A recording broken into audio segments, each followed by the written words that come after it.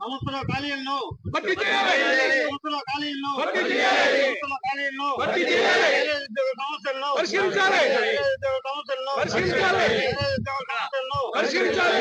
Electric బస్సులు ప్రభుత్వమే.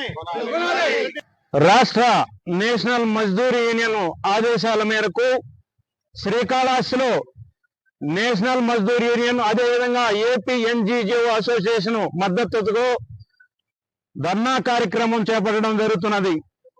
దీని యొక్క ముఖ్య ఉద్దేశం ప్రభుత్వం గవర్నర్పేటలోని 2వ డిపోని ప్రైవేట్ సంస్థకి అప్పగించడం అనేటువంటి జీవోని వెంటనే రద్దు చేయాలని చెప్పి నేషనల్ మజ్దూర్ యూనియన్ కోరడం జరిగింది. అందుకు ఏపీ ఎన్జీఓ అసోసియేషన్ కూడా మద్దతు తెలుపుతున్నారు.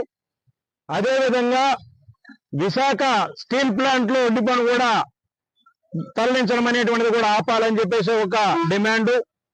అదేవిధంగా ఎలక్ట్రికల్ బస్సులన్నింటినీ కూడా ప్రభుత్వమే కొనుగోలు చేసి నడపాలని చెప్పేసి కూడా ఒక డిమాండ్.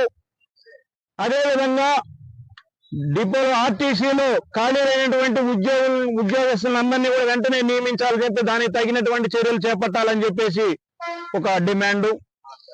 మరి అదేవిధంగా పెండింగ్ లో ఉన్నటువంటి డిఎల్ని అదేవిధంగా రిటైర్డ్ అయినటువంటి గ్రాట్యుటీని వెంటనే విడుదల చేయడం అనేటువంటిది కానీ, మరి అదేవిధంగా గ్యారేజీలో ఉద్యోగ సమస్యలన్నింటినీ కూడా పరిష్కరించే విధంగా ప్రభుత్వం తగు చర్యలు చేపట్టాలనేటువంటిది మా యొక్క డిమాండ్. అంటే నేషనల్ మజ్దూర్ యూనియన్ మరియు ఏపీ ఎన్జీఓ అసోసియేషన్ ఉమ్మడిగా డిమాండ్ చేస్తున్నారు.